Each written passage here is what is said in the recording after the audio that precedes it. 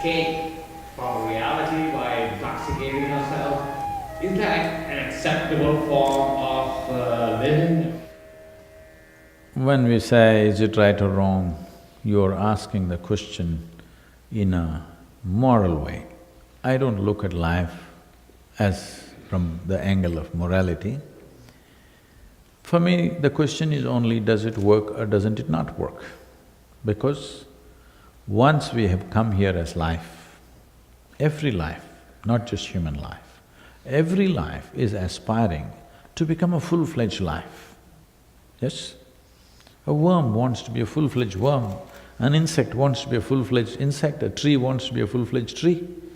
And of course, a human being is aspiring to be a full-fledged human being. But we clearly know what is a full-fledged worm, what is a full-fledged insect, what is a full-fledged tree, but we do not know what is a full-fledged human being. Whatever you have become, still there is a longing within you to become something more, isn't it? So obviously you don't know what is a full-fledged human being. So when you do not even know what is a full-fledged human being, where is the time for you to put yourself to sleep? See, any kind of intoxicant means in some way you're putting down life. One who knows how to manage his own thoughts and emotions, if you knew how to keep your thought and emotion the way you want it, would you keep yourself blissful or tense or miserable or what? I'm asking, it's a question. If your thoughts and emotion took instructions from you, would you naturally keep yourself in the highest level of pleasantness and of experience? You would, right? So if you were at the highest level of experience within you, would you want to put it down with alcohol or drug? No. So right now, our minds are in a state where it is causing enormous amount of stress and misery. You want relief at least at the end of the day. If you drink through the day, you will get labeled, so at least when you go home, a month ago, I was in New York City, the large group of people. I asked them, what do you think is the percentage of people in New York City who can sit in the evening peacefully, not even ecstatic, just peacefully, without even a glass of wine? I'm treating glass of wine as the minimum dosage. They went into a debate and they said 5%. 5% of the people can sit peacefully in the evening without even a glass of wine. I was in London among a very prominent group of people. I asked them, what percentage of people in London can sit peacefully without even a glass of wine? They said less than 1%. I'm saying the entire world is getting there. You know why? Simply because human intellect is active like never before. Never before in the history of humanity, this many people could think for themselves. Earlier, your priest, your pandit, your scripture, your guru, somebody thought for you. You were not supposed to think. In many cultures, if you thought, they took off your head. If you thought for yourself beyond the book that was there, they usually took off your head because you were a nuisance. Yes or no? But for the first time in the history of humanity, more people are thinking for themselves than ever before. Once you start thinking for yourself, unless something is logically correct, you cannot swallow it, isn't it?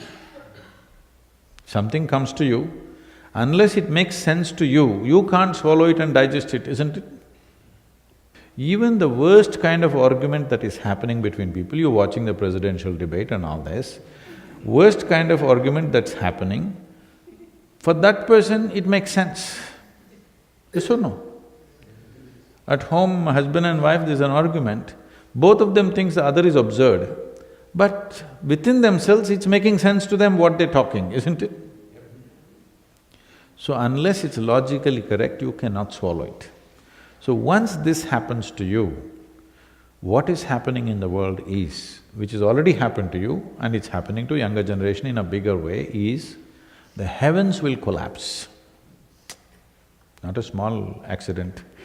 Heavens are collapsing. This generation of people, though it is collapsed, they're somehow trying to keep it up. But I'm telling you, your children will pull down the heaven if it doesn't come down. Because it's like this, what is there in heaven? Let's look at this. See, in Hindu heaven, food is very good. There's also drink. So if you like food and drink, you must go to Hindu heaven. It's the best place to eat. Nala himself cooks for you. In another heaven, there are white-gowned ladies floating in the clouds. If you like that kind of ambience, you must go there. If you go to another heaven, you will encounter virgin problems. No drink though there.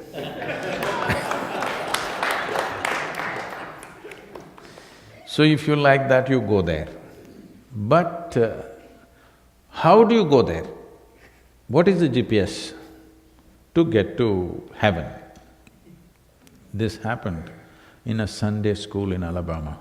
A Sunday school teacher was on full fire. The audience was not adults, tiny tots, but full on going. So in the middle of this, in full this thing, he asked, "What do you have to do to go to heaven?" Little Mary stands up and says, "If I scrub the church floor every Sunday, I will go to heaven." He said, "Absolutely." Another little girl stands up and says, "If I share 50% of my pocket money with my less privileged friend, I will go to heaven." Correct. Another little boy stands up and says, "If I help people who are in need, I will go to heaven." Correct. Little Tommy in the back stood up and said, "You gotta die first." That's the qualification, you got to die first. When you die, depending upon what culture you belong to, we will either burn you, bury you, or throw you to the birds. One of these things we will do. What you call as my body is just a piece of this planet. It's best to put it back there when it's done. When you are done with this body, you must put it back into the earth, it's the most eco-friendly thing to do. So when you go to heaven, obviously you don't have a body. When you don't have a body, what will you do with good food and virgins? Nothing. It doesn't make any sense. So I'm saying, in the next 25, 30 years, all heavens will collapse. Already it's collapsed in most people's minds. Probably the previous generation was actively thinking about going to heaven. You guys are like little, you're not going anywhere, but you are little afraid to deny it. Next generation will deny it actively. Yes or no? Your children will deny it for sure. So heavens will collapse. Heavens may collapse, but human longing to experience something more will not go. When this longing to experience something more becomes strong, the way we have managed this longing in human beings is, don't worry, you're miserable right now, but if you don't drink this evening, when you go to heaven, rivers flow with wine. Not in small cups, rivers are flowing. So this hope, once it collapses, which is already collapsing in the next 25, 30 years, it'll vanish in the world.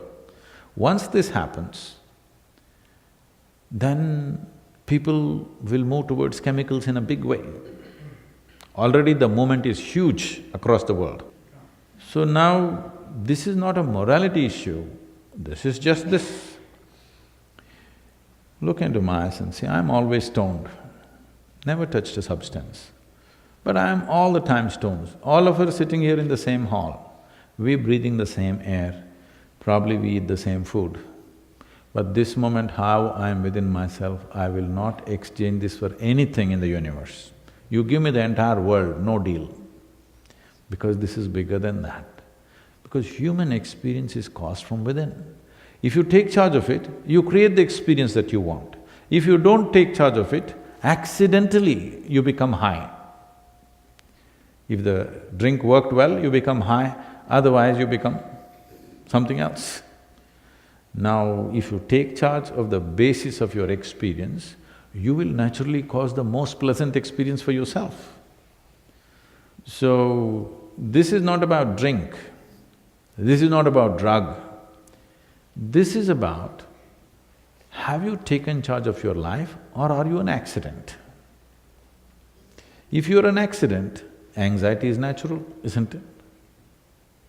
If you're anxious, you want to somehow put down life at least in the evening. If it doesn't allow you, at least in the weekend you want to go down a little bit. See, the greatest thing that you have in your life, we are supposed to be the peak of evolution on this planet, yes? Compared to any other creature, we are supposed to be the peak of evolution.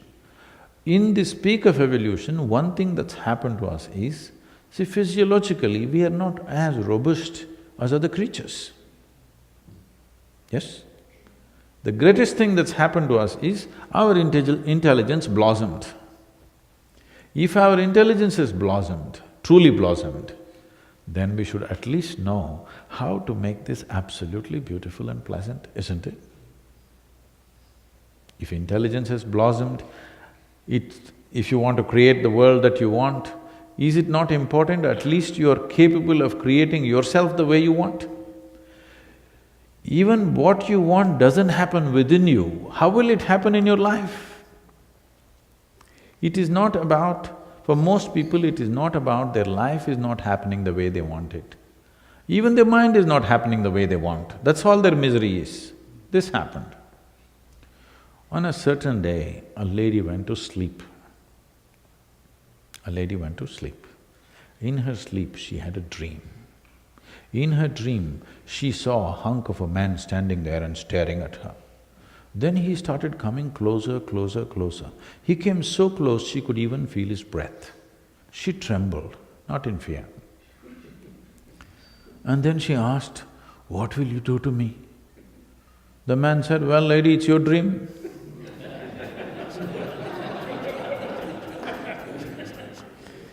What's happening in your mind is your bloody dream. Even your dream is not happening the way you want it, that's a problem. If your dream was happening the way you want it right now, would you want to drink? Oh my God, this can do so many things to you. You don't need any external help.